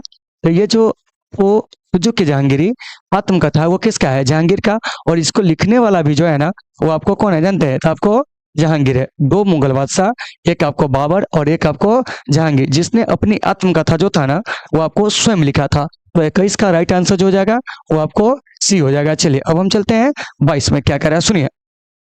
कह रहा है कि भारत में मुगल वंश का संस्थापक कौन था। तो अभी बताए थे कि भारत में मुगल वंश का संस्थापक कहेंगे तो वो आपको बाबर हो जाएगा, लेकिन इसी में पूछ देंगे आपको वास्तविक संस्थापक, क्या पूछेंगे, वास्तविक संस्थापक। तो आप कहोगे क्या, अकबर। तो वास्तविक संस्थापक तो आपसे नहीं पूछा जा रहा है, वास्तविक संस्थापक कहाँ पूछा जाता है, कंपटीशन के एग्जाम में। लेकिन आपके 12th लेवल तक केवल यह पूछा जाएगा कि भारत में मुगल वंश के संस्थापक कौन थे, तो आप कहोगे कि वह आपको कौन था, बाबर था। तो ऑप्शन नंबर ए जो है इसका वो आपको राइट आंसर है। चलिए अब हम चलते हैं 23 नंबर प्रश्न में, क्या कर रहा है इस पर चर्चा करते हैं। देखिए सुनिए, कह रहा है कि तुजु के बाबरी किसने लिखी। तो साथियों तुजु के बाबरी जो है ना वो आपको कौन लिखा है जानते हैं, तो आपको बाबर लिखा है। कौन लिखा है, बाबर। और तुजु के बाबरी जो है बाबर की क्या है, तो याद रखिएगा कि यह आपको आत्मकथा है, क्या है, आत्मकथा है। तो ये सारे चीज आपको अच्छे से याद होने चाहिए, ठीक है ना। चलिए उसके बाद है आपको हुमायूं, क्या है, हुमायूं। तो देखिए, तो हुमायूं के जीवन पर आधारित जो है वो आपको हुमायूं नामा है। तो ये जो हुमायूं नामा है ये कौन लिखी है? तो गुलबदन बेगम। इसको आपको याद रखना। अबुल फजल आइन अकबरी। इसके अलावा आपको एक चीज और याद रखिएगा, आपको अकबरनामा। फैजी संस्कृत ग्रंथ लीलावती का क्या क्या था कि आपको संस्कृत नहीं कहेंगे, संस्कृत भाषा में रचित गणित ग्रंथ लीलावती का इसने क्या किया था कि आपको मतलब फारसी में अनुवाद किया था, और यह अबुल फजल का बड़ा भाई था। इसको भी आपको याद रखना है। तो 23 का राइट आंसर जो हो जाएगा वो आपको ऑप्शन नंबर ए हो जाएगा। और आप लोगों को क्लास कैसी लग रही है आप लोग अपना फीडबैक जरूर देंगे। क्लास बहुत अच्छी लगती हो तो आप लोग अपने दोस्तों में भी शेयर करेंगे। चलिए देखिए, कह रहा है कि अकबर का वजीर कौन था, मतलब कि अकबर का प्रधानमंत्री कौन था। तो देखिए ऑप्शन ए करा है बैरम खां, मुनीम खां, टोडरमल, अब्दुल रहीम खाने खाना। तो देखिए, तो अकबर का जो वजीर था ना वो आपको कौन था जानते हैं? तो यह आपको बैरम खां था। और बैरम खां ने क्या किया था जानते हैं कि अकबर के संरक्षक बनकर 1556 से कितना से 1556 से आपको मतलब 1560 तक क्या किया था कि आपको शासन किया था। तो इस बात को आपको अच्छे से याद रखना है, ठीक है ना। फिर यहाँ से एक बात आएगी कि बताइए कि अकबर ने वजीर का पद किसके बाद समाप्त कर दिया था? तो कहेंगे हम बैरम खां के बाद जो था वो आपको समाप्त कर दिया था। तो इसका राइट आंसर क्या हो जाएगा? तो ऑप्शन नंबर ए हो जाएगा। इधर टोडरमल है तो याद रखिएगा, टोडरमल जो है अकबर का क्या था? आपको वित्त मंत्री था। क्या था? वित्त मंत्री। तो देखिए, तो आपके एग्जाम में जैसे प्रश्न पूछा जाए आप उसका आंसर उसी प्रकार से देंगे। चलिए आप लोग 25 नंबर जो प्रश्न है उसका जो है आंसर जब तक दीजिए कि 25 नंबर प्रश्न आपका क्या कर रहा है इस पर हम लोग क्या करेंगे कि आपको चर्चा करेंगे, ठीक है ना। चलिए आइए देखते हैं। देखिए कह रहा है कि मुमताज महल किसकी पुत्री थी। देखिए यही पूछा जा रहा है। मुमताज सुने होइएगा, ठीक है ना, बड़ा सुंदर थी। इसका जो मूल नाम है वो आपको अर्जुमंद बानो बेगम था। क्या था? अर्जुमंद बानो बेगम था। तो इसको भी आपको अच्छे से क्या करना है कि आपको याद रखना है। क्या करना है? याद रखना है, ठीक है ना। तो अगर मैं आपसे प्रश्न पूछूं कि बताइए कि मुमताज महल किसकी पुत्री थी तो क्या कहिएगा? तो आपको यहाँ पे देख लीजिए, अरशद खां की पुत्री थी। किसकी पुत्री थी? अरशद खां का। और इसका जो मूल नाम है क्या है तो कहिएगा अर्जुमंद बानो बेगम। क्या है? अर्जुमंद बानो बेगम, ठीक है ना। और बड़ा ये सुंदर थी। क्या थी? सुंदर थी। और इसका जो जन्म होता है 1593 में, और इसका जो विवाह होता है वो किससे होता है जानते हैं? तो आपको शाहजहां से होता है। किससे होता है? शाहजहां से। और दोनों एक दूसरे को काफी ज्यादा क्या करते थे? पसंद करते थे। ये जो मुमताज है वो आपको क्या था कि शाहजहां के साथ जो है क्या था कि आपको साया की तरह रही थी। और शाहजहां मुमताज से इतना प्रेम करते थे कि आप सोच नहीं सकते हैं। दोनों का विवाह जो होता है वो आपको 1612 ईस्वी में होता है। मतलब मुमताज और शाहजहां का विवाह कब होता है? 1612 में। और मुमताज की जो मृत्यु होती है वो आपको 1631 में। मतलब कि दोनों साथ कितना दिन रहता है देख लीजिए। 11 में से 2 गया तो आपको 9, ये बच गया कितना? 2 में से 1 गया तो 1, और यह आपको कट गया, ठीक है ना। तो देखिए, तो 19 वर्ष में देखिए कि इस दोनों ने कुल आपको 14 बच्चे जो था वो आपको पैदा किया था। अब बताइए इससे ज्यादा प्यार कौन अपनी पत्नी से करेगा? मतलब ससुरा 1.5 साल का भी जो गैप होता है वो आपको नहीं दिया। और आपको जानकर आश्चर्य होगा कि ये जो मुमताज है ना इसकी जो मृत्यु होती है ना वो आपको प्रसव पीड़ा के कारण होती है। मतलब जब अपने 14वें बच्चे को यह जन्म दे रही होती है तब इसकी मृत्यु जो होती है मध्य प्रदेश के, ठीक है ना, यानी मध्य प्रदेश के एक जगह होता है जिसका नाम होता है बुरहानपुर, वहीं पर इसकी क्या हो जाती है कि आपको मृत्यु हो जाती है, ठीक है ना। तो देखिए, तो बाद में शाहजहां काफी ज्यादा जो होता है टूट जाता है। ऐसा इतिहासकार कहते हैं कि शाहजहां टूट गया था। भाई साहब शाहजहां ऐसा नहीं कि वो टूट गया था। अब मान के चलिए जिसके पास विकल्प ज्यादा हो वो क्या कभी भी अपनी पत्नी से ज्यादा प्रेम जो है वो आपको नहीं कर सकता है। लेकिन यहाँ पर कहा गया कि नहीं, असल में जो है मुमताज की याद में शाहजहां टूट गया। और इस कारण से क्या था कि वो आपको मुमताज की एक मूर्ति ऐसा बनाना चाहता था जो दुनिया में वैसी मूर्ति नहीं हो। लेकिन इस्लाम में जो था मूर्ति बनाना जो था वो आपको मतलब गैर धार्मिक चीजें था। इसलिए उसने क्या किया था कि आपको मकबरा बनाया। क्या करवाया? मकबरा बनवाया, ठीक है ना, जिसको आज हम लोग ताजमहल के नाम से क्या करते हैं कि आपको जानते हैं। तो देखिए, तो ताजमहल आपको प्रेम का प्रतीक नहीं है, पत्नी के प्रति प्रेम का प्रतीक नहीं है, उसको हम लोग हवस का प्रतीक कहेंगे, ठीक है ना। अगर आपको रियल में प्रेम के प्रति अगर आपको कोई चीज देखना है तो आप जाके दशरथ माझी के द्वारा काटे गए पहाड़ को देखिए। क्योंकि एक गरीब सा बंदा जिसने अपने पत्नी के मरने के बाद उसके वियोग में क्या किया था कि 22 साल में एक छेनी हथौड़ी से केवल क्या कर दिया था कि पहाड़ के सीने में जो था वो आपको छेद कर दिया था। तो सोच सकते हैं कि दशरथ माझी असल आशिक हुए या आपको ये क्या कहते हैं शाहजहां। क्योंकि शाहजहां तो मुगल बादशाह था, उसके पास पैसे था, और उस समय देखिए कि बहुत भयंकर जो था आपका भारत में अकाल था, मजदूर सस्ते मिल रहा था, तो उसका इसने क्या किया कि भरपूर फायदा जो था वो आपको उठाया था। तो देखिए 25 का राइट आंसर क्या हो जाएगा, वो आपको ए हो जाएगा। और मुमताज महल की माता का नाम क्या था, तो आपको दीवानजी बेगम था। तो सब बात आपको याद रखना है। चलिए आगे चलते हैं, क्या कह रहा है सुनिए। कह रहा है कि अकबर के समकालीन इतिहासकार कौन था। देखिए ऑप्शन ए कह रहा है फरिश्ता, बदायूं, मुल्ला दाऊद, उसके बाद है मोहम्मद खान। तो इसका जो राइट आंसर हो जाएगा ना, वो जाएगा आपको बदायूं। तो ऑप्शन नंबर जो बी है वह क्या हो जाएगा, बिल्कुल राइट हो जाएगा। और देखिए, और अकबर के समकालीन अगर हम बात करते हैं तो महाराणा प्रताप, तुलसीदास, ये सब जो है आपको अकबर के क्या थे, क्या आपको समकालीन थे। तो याद रखिएगा महाराणा प्रताप, ठीक है ना। इसके अलावा आपको गोस्वामी, तुलसीदास, क्या है तुलसीदास, ये दोनों जो थे वो आपको अकबर के समकालीन थे। तो ये सब आपके एग्जाम में पूछे जाते हैं कि गोस्वामी, तुलसीदास किसके समकालीन थे। तो कहिएगा महाराणा प्रताप, और साथ साथ आपको अकबर के क्या थे, क्या आपको समकालीन थे। दूसरी बात यहाँ से ये भी पूछा जा सकता है कि महाराणा प्रताप किसके समकालीन था, तो क्या कहेंगे, तो आपको अकबर के समकालीन था। तो ये सब बात आपको अच्छे से याद रखना है। और कहीं देखिएगा इतिहास में अगर उपलब्धि देखा जाए तो कहीं न कहीं जो है अकबर से ज्यादा उपलब्धि जो है किसका है, महाराणा प्रताप का है, ठीक है ना। अकबर से हम कह सकते हैं कि ज्यादा महान शासक जो थे वो आपको कहीं ना कहीं आपको महाराणा प्रताप थे, जिसने अकबर की अधीनता को कभी स्वीकार नहीं किया। और अकबर जो है कभी भी महाराणा प्रताप के सामने जो है आकर कभी युद्ध नहीं किया, ठीक है ना। क्योंकि अकबर जो था वो आपको महाराणा प्रताप से 110% जो था वो आपको डरता था। तो अकबर को हम महान शासक नहीं कह सकते, उससे कहीं महान शासक जो था वो आपको कौन था, आपको महाराणा प्रताप थे। तो 26 का राइट आंसर जो हो जाएगा वो आपको बी हो जाएगा। चलिए 27 में क्या करा है, ये अकबर निम्नलिखित में से किस पर अधिकार नहीं कर सका था। साथियों अकबर जो है ना वो आपको क्या था कि मेवाड़ पर जो है वो आपको अधिकार नहीं कर सका था। तो ऑप्शन नंबर जो बी है ये इसका राइट आंसर हो जाएगा। और ये जो आपको मेवाड़ देख रहे हैं ये आपको कहीं ना कहीं जो था वो आपको महाराणा प्रताप के अधीन था, इसीलिए वो उस पर अधिकार नहीं कर सका, ठीक है ना। चलिए अब हम चलते हैं 28 में, क्या कह रहा है सुनिए। खड़ा कि आईन अकबरी किसकी रचना है। तो देखिए, तो आईन अकबरी कहेंगे तब, या आपको अकबरनामा कहेंगे तब, ये दोनों जो है ना वो आपको अबुल फजल की क्या है, कि आपको रचना है। तो ऑप्शन नंबर ए इसका राइट आंसर हो जाएगा, ठीक है ना। तो ये सब कुछ आपको अच्छे से याद रखना है। उसके बाद है अब्दुल रहीम खान खाना, इसने बाबरनामा का क्या किया था, कि फारसी अनुवाद किया था 1581 में, ठीक है ना, तुजु के बाबरी के नाम से। तो ये सारा चीज आपको याद रखना है। तो 28 का राइट आंसर ये हो जाएगा। चलिए अब चलते हैं 29 में, क्या कह रहा है सुनिए। कह रहा है कि आलमगीर के नाम से कौन मुगल बादशाह जो है वो आपको जाना जाता है। देखिए आलमगीर कहें तब, जिंदा पीर कहेंगे तब, इस दोनों नाम से जो है ना वो आपको औरंगजेब जो है वो आपको जाना जाता था। तो इस बात को आपको अच्छे से याद रखना है। तो ऑप्शन नंबर जो सी है इसका राइट आंसर हो जाएगा, ठीक है ना। उसके बाद है आपको देखिए कि कुछ और भी मुगल बादशाह है जिसके बारे में हम लोग क्या करेंगे कि आपको जानेंगे। जैसे देखिए साहेब खबर, तो साहेब खबर के नाम से बहादुर शाह को क्या होता था कि आपको जाना जाता था। उसके बाद है आपको रंगीला बादशाह मोहम्मद शाह को कहा जाता था। मुगल वंश का घृणित कायर शासक वो आपको फर्रुखसियर को कहा जाता था।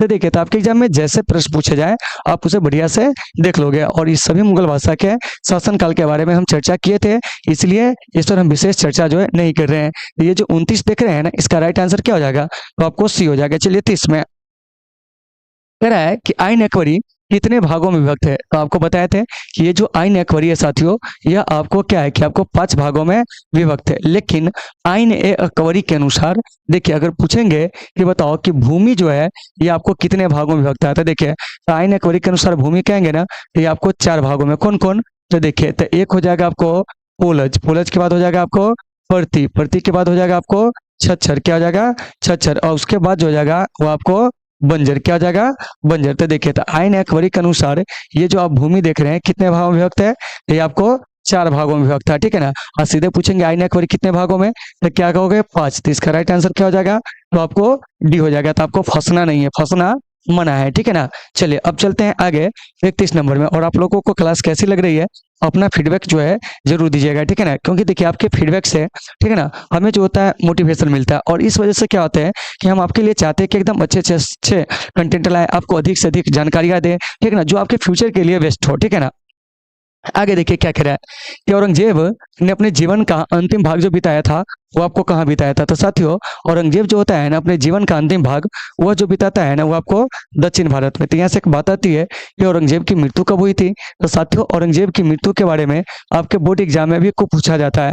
तो औरंगजेब की जो मृत्यु होती है ना वो आपको 1707 ईस्वी में होती है। तो इसको आपको अच्छे से याद रखना है। और औरंगजेब जो होते हैं अपने बीबी रबिया उद दौरानी की याद में जो होता है वो आपको बीबी के मकबरा का भी क्या करता है कि आपको निर्माण करवाता है। तो ये सारे चीज आपको अच्छे से याद होने चाहिए। तो 31 का राइट आंसर ये आपको सी हो जाएगा। चलिए अब चलते हैं 32 में, क्या कह रहा है सुनिए। कह रहा है कि शेख मुइनुद्दीन चिश्ती की दरगाह जो है वो आपको कहाँ है, तो देखिए तो शेख मुइनुद्दीन चिश्ती की जो दरगाह है ना वो आपको अजमेर में, कहाँ है, अजमेर में। तो ऑप्शन नंबर सी इसका क्या हो जाएगा, कि आपको राइट आंसर हो जाएगा। तो फिर यहाँ से आपके एग्जाम में पूछ दिया जाता है कि निजामुद्दीन औलिया की दरगाह जो है आपको कहाँ है, जो दिल्ली के 7 सुल्तानों के शासन को देखे थे उन्हें क्या होता है कि जानते हैं कि संतों का जो है वो आपको राजा कहा जाता है, किससे, तो आपको निजामुद्दीन औलिया का। तो देखिए तो निजामुद्दीन औलिया का जो दरगाह है ना वो आपको दिल्ली में। तो यहाँ से प्रश्न पूछा जाएगा, ये बताइए कि ये जो निजामुद्दीन औलिया है इनकी जो दरगाह है वो आपको कहाँ है। तो देखिए तो निजामुद्दीन औलिया की जो दरगाह है वो आपको दिल्ली में, इसे आपको याद रखना है। उसके बाद है शेख सलीम चिश्ती, क्या है, शेख सलीम चिश्ती। तो ये देखिए कि शेख सलीम जो चिश्ती है, क्या है, चिश्ती है, इसका दरगाह कहाँ है। तो देखिए तो शेख सलीम चिश्ती का जो दरगाह है वो आपको फतेहपुर सिकरी में है। तो इसे आपको बढ़िया से याद रखना है। तो 32 का राइट आंसर वो क्या हो जाएगा, तो ऑप्शन नंबर सी हो जाएगा। चलिए अब हम यहाँ से आगे चलते हैं। देखिए बहुत सारे प्रश्न आपके एग्जाम में आएंगे तो आप उसे बढ़िया से देख लोगे। और अजमेर जो है ना इसको हम लोग हार्ट ऑफ राजस्थान के नाम से भी क्या करते हैं कि आपको जानते हैं। चलिए अब हम आगे चलते हैं और उस चीज को क्या करते हैं कि आपको देखते हैं। देखिए क्या कह रहा है सुनिए। कह रहा है कि स्थापत्य कला का सर्वाधिक विकास किसके समय में हुआ था। तो देखिए तो ऑप्शन ए कह रहा है अकबर, जहांगीर, शाहजहां, औरंगजेब। तो देखिए तो स्थापत्य कला का जो सर्वाधिक विकास हुआ था ना वो आपको किसके समय में जानते हैं, शाहजहां के समय में। चित्रकला का कहेंगे तो जहांगीर के समय में, हिंदी साहित्य का कहेंगे तो अकबर के समय में, और औरंगजेब जो है ठीक है ना इसको हम लोग जिंदा पीर और आलमगीर के नाम से क्या कहते हैं कि जानते हैं। औरंगजेब जो था उसने अपने पूर्वजों के द्वारा किए गए सारे चीजों पर क्या कर दिया था कि आपको प्रतिबंध लगा दिया था। और यह जो था शासन वो बिल्कुल बिल्कुल जो था वो आपको कुरान के आधार पर चलाना क्या हुआ था, उचित समझा था। और इसने 1665 में हिंदू मंदिरों को तोड़ने का क्या किया था कि आपको आदेश दिया था। कौन जानते हैं, तो आपको औरंगजेब। तो ये सारे चीज आपको अच्छे से याद होनी चाहिए। तो 33 का जो राइट आंसर हो जाएगा वो आपको ऑप्शन नंबर सी हो जाएगा। चलिए 34 में क्या कह रहा है सुनिए। कह रहा है कि पानीपत का प्रथम युद्ध किस वर्ष हुआ था। तो साथियों पानीपत का जो प्रथम युद्ध होता है ना वो आपको 1526 में होता है। तो यहाँ से एक बात आएगी कि पानीपत का प्रथम युद्ध जो है वो आपको किसके बीच हुआ था। तो देखिए तो पानीपत का प्रथम युद्ध जो होता है वो आपको बाबर और आपको इब्राहिम लोदी, क्या है, इब्राहिम लोदी के बीच होता है। तो ये सारा चीज आपको अच्छे से याद होनी चाहिए। उसके बाद है 1761 में पानीपत का जो होता है वो आपको तृतीय युद्ध होता है। क्या होता है, तृतीय युद्ध होता है, ठीक है ना। इसके बीच तो देखिए तो एक तरफ जो होता है वो आपको मराठा रहता है, ठीक है ना, और एक तरफ जो होता है वो आपको अफगान रहता है। कौन रहता है, अफगान। तो इसको भी याद रखिएगा। तो पानीपत के ये जो प्रथम युद्ध है इस प्रथम युद्ध में किसकी जीत होती है। तो साथियों पानीपत के प्रथम युद्ध में बाबर जो होता है वो आपको विजयी रहता है। और पानीपत के जो यह आपको तीसरा युद्ध हुआ था इसमें आपको अफगान विजयी होता है। उसके बाद है पानीपत का दूसरा युद्ध जो कि आपको 1556 में हुआ था बाबर और हेमू के बीच में। तो उसमें आपको सॉरी अकबर और हेमू के बीच में, तो उसमें अकबर की क्या होती है कि आपको जीत होती है। तो देखिए यहाँ पर हम लिख दे रहे हैं पानीपत का दूसरा युद्ध कब होता है, तो 1556 में। किसके बीच होता है, तो याद रखिएगा। तो इसमें आपको एक तरफ अकबर होता है और एक तरफ जो होता है हेमू होता है, यानी हेमचंद्र विक्रमादित्य होता है। तो इसमें जो जीत होती है ना वो किसकी होती है जानते हैं, तो आपको अकबर की होती है। तो सारा चीज आपको याद रखना है। तो 34 का राइट आंसर वो आपको ऑप्शन नंबर बी हो जाएगा। चलिए अब हम चलते हैं 35 में। क्या है, 35 में। तो देखिए तो 35 नंबर प्रश्न हमारा क्या कर रहा है इस पर हम लोग चर्चा करते हैं। देखिए कह रहा है कि दीन इलाही किससे संबंधित है। तो सबसे पहले समझ जाइए दीन इलाही शुरू कब हुआ था। तो साथियों दीन इलाही जो है ना वो आपको 1581 में शुरू हुआ था, या 1581 ऑप्शन में नहीं रहे तो 1582। तो यह किससे संबंधित है, तो साथियों यह जो है वो आपको अकबर से क्या है कि आपको संबंधित है। तो ऑप्शन नंबर जो सी है यह इसका क्या हो जाएगा कि आपको राइट आंसर हो जाएगा। तो उम्मीद है कि आपको ये सारे चीज होंगे समझ में आ गए होंगे। चलिए अब हम चलते हैं 36 नंबर प्रश्न में। देखिए क्या कह रहा है सुनिए। कह रहा है कि मुगल प्रशासन में जिले को किस नाम से जाना जाता था। तो साथियों मुगल प्रशासन जो है इसमें जिले को जो होता था ना वो आपको सरकार के नाम से क्या होता था कि आपको जाना जाता था। उसके बाद प्रांत को सूबा के नाम से क्या होता था कि आपको जाना जाता था। तो 36 का राइट आंसर ये आपको क्या हो जाएगा, तो आपको सी हो जाएगा। ये पिछले साल का पूछा गया प्रश्न था, ठीक है ना। देख लीजिए यह प्रश्न जो है पिछले साल का क्या है कि आपको पूछा गया है। आइए आगे क्या कह रहा है कि किस मुगल शासक ने हिंदुओं पर से जजिया कर हटाया था। तो देखिए तो जजिया कर जो है वो आपको अकबर ने क्या किया था कि आपको 1564 में क्या किया था कि आपको हटाया था। इसको आपको याद रखना है। और पुनः जजिया कर को लागू करता है कौन जानते हैं, तो आपको औरंगजेब लागू करता है। कब, तो आपको 1600 कितना में जानते हैं, तो आपको 1979 में। तो याद रखिएगा कि पुनः जजिया कर किसके द्वारा लागू किया जाता है? तो आपको औरंगजेब के द्वारा। कब लागू किया जाता है? 1679 में। तो देखिए, तो औरंगजेब जो था ना, वह थोड़ा अलग बादशाह था। क्या है? अलग बादशाह था, समझे ना? वह हिंदू विरोधी बादशाह था। कौन? तो आपको औरंगजेब। तो इस सभी बात को आपको अच्छे से क्या करना है कि आपको याद रखना है। तो आपके एग्जाम में जिस प्रकार से प्रश्न है, आप उसे बढ़िया से क्या कीजिएगा कि आप देख लीजिएगा। तो 37 का जो राइट आंसर हो जाएगा वो आपको ऑप्शन नंबर बी हो जाएगा। उसके बाद इधर देखिए बाबर। तो बाबर का शासनकाल क्या है? तो ये आपको 1526 से कितना है? तो आपको 1530 है। तो इसको आपको याद रखना है। उसके बाद है अकबर। तो अकबर का शासनकाल 1556 से जो है वो आपको 1600 कितना है? तो आपको 5 है। क्या है? 1605 है। जहांगीर का शासनकाल, ये आपको 1605 से जो है वो आपको 1600 कितना है? तो आपको 27 है। क्या है? 27 है। शाहजहां का शासनकाल, इसको आपको याद रखना है कि 1627 से 1600 कितना है? तो आपको 58 है। तो इस चीज को आपको अच्छे से याद रखना है। तो जैसा भी प्रश्न आपके एग्जाम में आए, आप इसे बढ़िया से देख लोगे। तो 37 का राइट आंसर क्या हो जाएगा? तो ये आपको ऑप्शन नंबर बी हो जाएगा। चलिए अब चलते हैं 38 में, ठीक है ना? क्या करें, सुनिए। 38 नंबर प्रश्न क्या करा है, इस पर भी हम लोग चर्चा करेंगे। देखिए, ये आप ही लोग को बताना है, क्योंकि कल वाले चैप्टर में भी हम इसे पढ़ाए थे। देखिए क्या करा है कि दीवान ए अशरफ का क्या अर्थ है। तो सबसे पहले हम आपको बताए थे कि दीवान ए अशरफ अकबर ने 1582 में किसे नियुक्त किया था? तो आपको टोडरमल को। किसको नियुक्त किया था? टोडरमल को। तो दीवान ए अशरफ का अर्थ जो होता है वो आपको क्या होता है? तो साथियों, दीवान ए अशरफ का अर्थ होता है भूमि विभाग का अध्यक्ष। तो ऑप्शन नंबर जो ए है, यह इसका बिल्कुल क्या है कि आपको राइट आंसर है। तो जैसा भी आपके एग्जाम में प्रश्न पूछा जाए, आप उसे बढ़िया से क्या करोगे? देख लोगे, ठीक है ना? चलिए अब हम चलते हैं नेक्स्ट प्रश्न की ओर। क्या कर रहा है इस पर चर्चा करते हैं। देखिए कह रहा है कि किस प्रशासकीय सुधार के लिए शेरशाह खास तौर पर जाना जाता है। ये देखिए, तो शेरशाह जो है ना, वो खासकर जो जाना जाता है ना, वो आपको भूमि सुधार के लिए। किसके लिए? भूमि सुधार के लिए। तो ऑप्शन नंबर 20 का राइट आंसर हो जाएगा। अब देखिए, अब यहाँ पर और भी चीजें जिसके बारे में जानते हैं। अब है कि बाजार नियंत्रण, ठीक है ना? तो बाजार नियंत्रण के लिए जो होता है वो आपको अलाउद्दीन खिलजी। कौन है? ये आपको अलाउद्दीन खिलजी जो होता है वो आपको जाना जाता है। तो इसको आपको अच्छे से याद रखना है। उसके बाद है मनसबदारी व्यवस्था। इसके लिए आपको अकबर जो होता है वो आपको जाना जाता है। तो देखिए, तो आपके एग्जाम में जैसा भी प्रश्न पूछा जाए, आप उसे बढ़िया से देख लोगे। तो 39 का राइट आंसर क्या हो जाएगा? तो आपको ऑप्शन नंबर बी हो जाएगा। चलिए अब हम यहाँ से आगे चलते हैं और 40 नंबर प्रश्न की ओर चलते हैं। क्या कह रहा है, सुनिए। करा कि अकबरनामा की रचना किसने की? तो साथियों, अकबरनामा की जो रचना है ना, वो आपको अबुल फजल ने किया था। तो ऑप्शन नंबर डी इसका राइट आंसर हो जाएगा। अमीर खुसरो, इसको हम लोग तोतिए हिंद के नाम से क्या करते हैं कि आपको जानते हैं। और ये आपको निजामुद्दीन औलिया के क्या थे कि आपको चेला थे, मतलब शिष्य थे। अल बरूनी जो है, इसने क्या लिखा था? तो देखिए, तो अल बरूनी जो है वो आपको किताब उल हिंद क्या किया था कि आपको लिखा था। तो इसको आपको याद रखना है। इब्न बतूता जो है, इसने क्या लिखा था? तो आपको किताब उर रेहला जो था उससे क्या किया था कि आपको लिखा था। तो देखिए, तो अगर मैं आपसे प्रश्न पूछूं कि किताब उर रेहला कौन लिखा है, ठीक है ना? तो आप क्या कहिएगा? इब्न बतूता, जो कि आपको एमबीटी मतलब मोहम्मद बिन तुगलक के काल में क्या हुआ था कि आपको भारत आया था, मोरक्को का यात्री था, ठीक है ना? किताब उल हिंद किसने लिखा है? अल बरूनी ने लिखा है। या तहकीक हिंद कौन लिखा है? तो आपको अल बरूनी ने लिखा है। तो जैसा भी आपके एग्जाम में प्रश्न आए, आप इसे देख लीजिएगा। तो 40 का राइट आंसर क्या हो जाएगा? ये आपको ऑप्शन नंबर जो डी है वो आपको बिल्कुल सही है। इसमें पूछेंगे आईन अकबरी, तो ये भी आपको अबुल फजल ने ही क्या किया था कि आपको लिखा था। और आप लोगों को क्लास कैसी लग रही है, आप लोग अपना फीडबैक जो है जरूर दीजिए, ठीक है ना? चलिए अब चलते हैं आपको 41 में। क्या कर रहा है, सुनिए। देखो भाई, क्या कह रहा है कि ताजमहल का निर्माण किसने करवाया था? तो अभी बताए थे कि ताजमहल का निर्माण जो है वो आपको शाहजहां ने क्या किया था कि आपको करवाया था। तो फिर यहाँ से एक बात आती है कि ताजमहल के निर्माण की अवधि जो है वो आपको क्या है? तो देखिए, तो ताजमहल ना 1632 से 1600 क्या है कि आपको 53 क्या है 1653 के बीच में बनकर क्या हुआ था? तैयार हुआ था। कहीं कहीं 1648 भी दे देता है, ठीक है ना? तो आप देख लीजिएगा। फिर है कि ताजमहल के जो निर्माण करता है वो आपको कौन है? तो ये आपको शाहजहां है। कौन है? शाह, ठीक है ना? जहां है, याद रखिएगा कौन है? शाहजहां।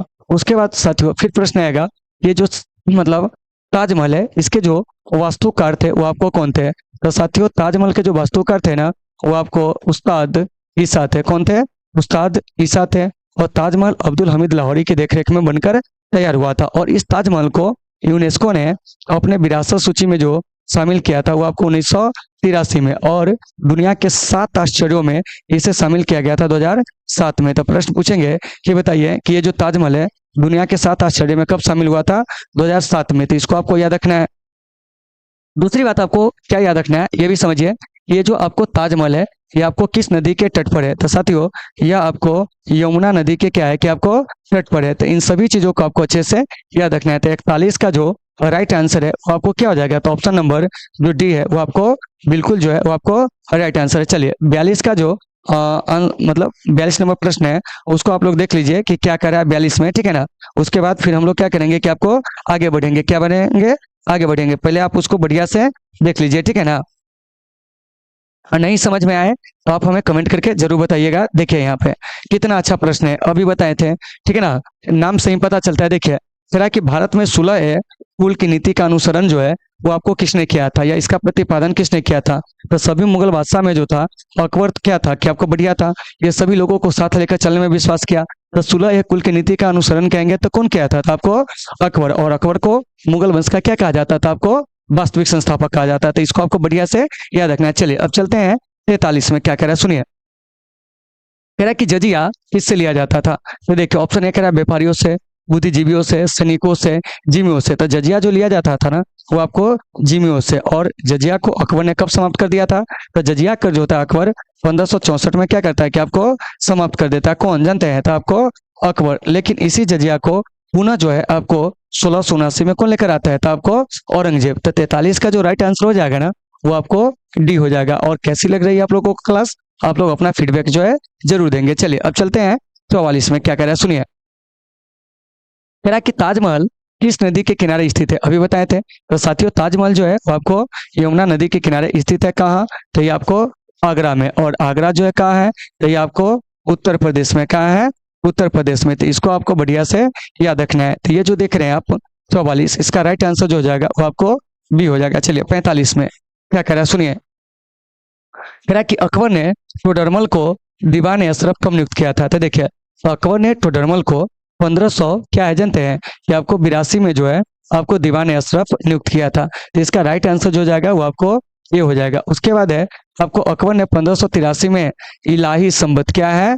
इलाही संबत को क्या किया था? चलाया था। इधर 1585 में अकबर ने फतेहपुर सीकरी से राजधानी को परिवर्तित करके कहाँ लाया था? तो आपको लाहौर को राजधानी बनाया था। तो देखिए तो सब बात आपको याद रखना है कि अकबर ने लाहौर को राजधानी कब बनाया था? 1585 में।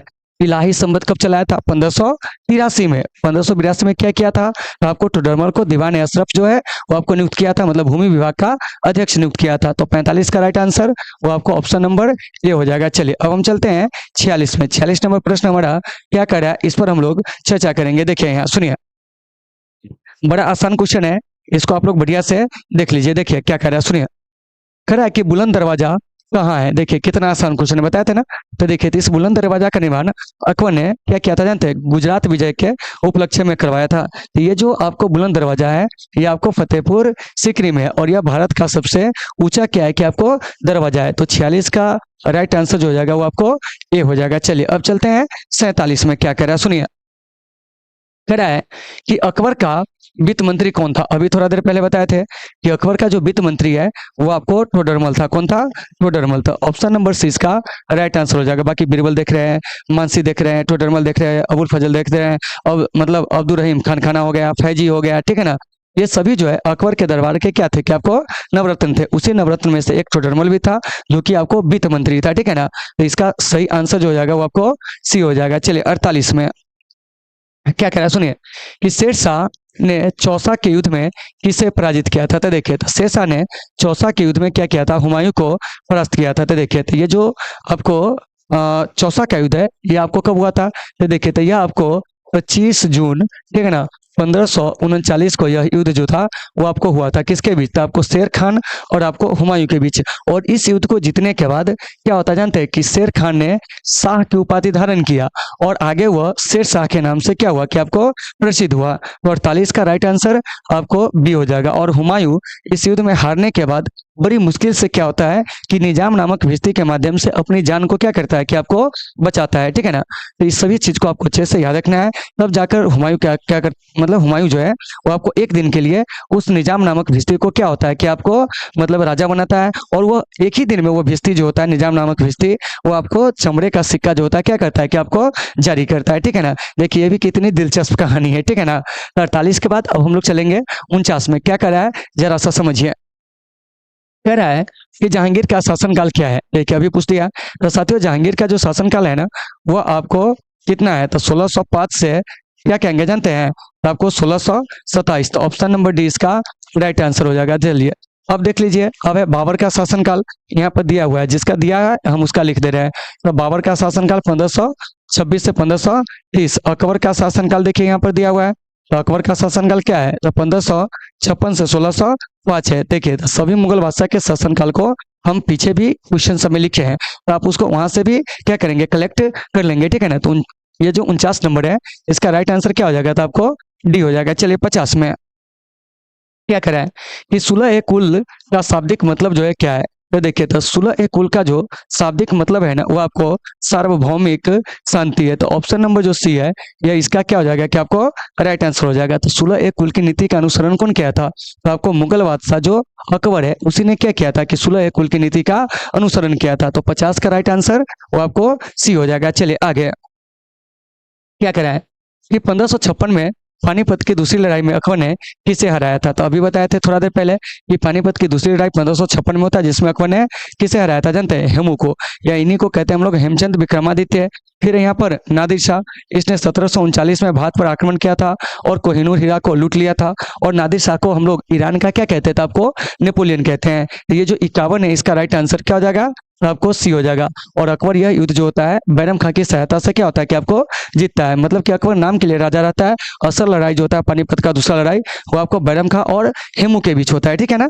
चलिए अब चलते हैं 52 में। क्या कह रहा है सुनिए, कह रहा है कि जीतल क्या था। तो देखिए तो जीतल जो था वो आपको एक सिक्का था, क्या था, सिक्का था। तो इसको आपको याद रखना है कि मुगल काल में चलने वाला है एक सिक्का का नाम जो था वो आपको जीतल था। तो ऑप्शन नंबर सी इसका राइट आंसर हो जाएगा। चलिए 53 में क्या कह रहा है सुनिए, कह रहा है कि शेख सलीम चिश्ती की दरगाह कहाँ अवस्थित है। तो अभी थोड़ा देर पहले बताए थे कि शेख सलीम चिश्ती की जो दरगाह है वो आपको फतेहपुर सीकरी नहीं रहेगा ऑप्शन में, तो आप मारेंगे आगरा। तो ऑप्शन नंबर ए इसका राइट आंसर हो जाएगा। फिर पूछेंगे शेख मुइनुद्दीन चिश्ती साहब की दरगाह कहाँ है, तो आपको अजमेर में। उसके बाद है शेख निजामुद्दीन औलिया की दरगाह कहाँ है, तो आपको दिल्ली में। ये सब पर हम लोग चर्चा किए हैं इसलिए डायरेक्ट यहाँ पर हम बोल दे रहे हैं, ठीक है ना। चलिए अब चलते हैं 54 में, लेकिन उससे पहले इसका राइट आंसर ए हो जाएगा। चलिए देखिए क्या कह रहा है कि जीतल किस धातु का जो था वो आपको बना होता था। चलिए 54 नंबर प्रश्न आपसे ये पूछा जा रहा है, तो आप लोग जल्दी से बताइए कि ये जो जीतल है वो आपको किस धातु का जो है वो आपको बना होता था, ठीक है ना। बड़ा अच्छा क्वेश्चन है और ये मुगल काल में चलने वाले क्या है कि आपको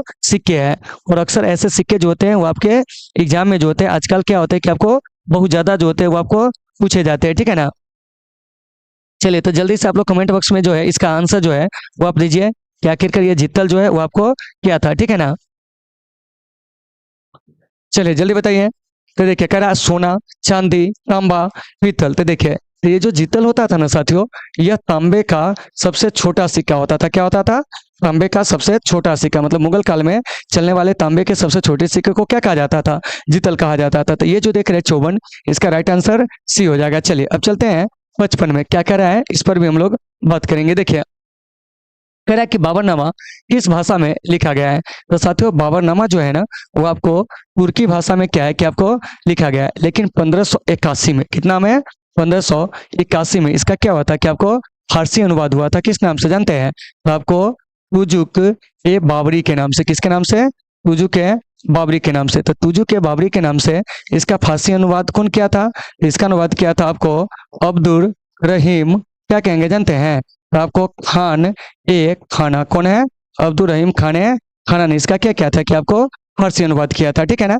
तो देखिए तो 55 का राइट आंसर और आपको ऑप्शन नंबर सी हो जाएगा। चलिए 56 में कह रहा है कि अकबर ने जजिया कर को कब समाप्त किया था। तो देखिए तो अकबर ने जजिया कर को 1564 में क्या किया था कि आपको समाप्त किया था। दास प्रथा का अंत कब किया था, तो कहेंगे 1562 में। स्वयं को हरमदल से मुक्त कब किया था? 1562 में। पेटीकोट शासन से स्वयं को कब मुक्त किया था? 1562 में। 1556 में पानीपत का दूसरा युद्ध जो है वो आपको लड़ा था। अकबर का राज्याभिषेक जो हुआ था 1556 में हुआ था। तो सब बात आपको अच्छे से याद रखना है। तो देखिए, तो अकबर जो था धार्मिक रूप से सहिष्णु था, इसीलिए उसने हिंदुओं पर लगने वाला जो जजिया कर था उसको क्या कर दिया था कि आपको समाप्त कर दिया था। तो 56 का राइट आंसर जो हो जाएगा वो आपको ऑप्शन नंबर सी हो जाएगा। चलिए अब चलते हैं 57 में। क्या कह रहा है सुनिए। कह रहा है कि अकबर का मकबरा जो है कहाँ स्थित है? तो साथियों, अकबर का जो मकबरा है ना वो आपको सिकंदरा में स्थित है। कहाँ स्थित है? सिकंदरा में। अब देखिए, अब दिल्ली में किसका मकबरा है? ये देखिए, तो दिल्ली में जो है ना वो आपको हुमायूं का मकबरा है। किसका मकबरा है? हुमायूं का। काबुल में जो है वो आपको बाबर का मकबरा है। किसका है? बाबर का। और लाहौर में कहेंगे तो ये हो जाएगा आपको जहांगीर का मकबरा। किसका हो जाएगा? जहांगीर का। तो देखिए, तो सभी मुगल बादशाह के मकबरा को भी आपको अच्छे से क्या करना है कि आपको याद रखना है, ठीक है ना, क्योंकि आपके एग्जाम में पूछे जाते हैं, ठीक है ना।